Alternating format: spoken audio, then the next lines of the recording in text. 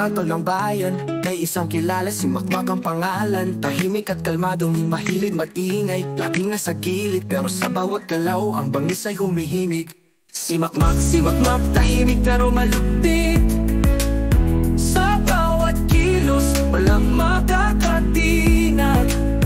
Ang lakas niya'y di mo mapapansin agad.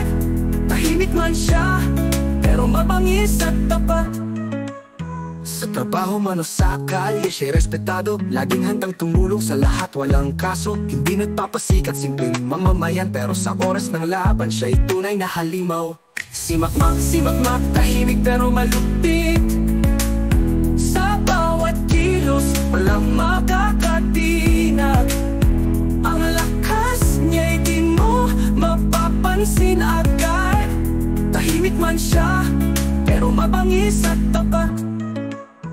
Kahit tahimik, may plano diskarte. Sa bawat hakbang, may tamang direksyon. Kahit na sino, di siya matitinag. Sa bawat laban, siya'y laging handa. Si Makmak, tahimik pero malupit. Sa bawat kilos, walang makakatinag. Ang lakas niya'y di mo mapapansin agad. Tahimik man siya, pero mabangis at tapat.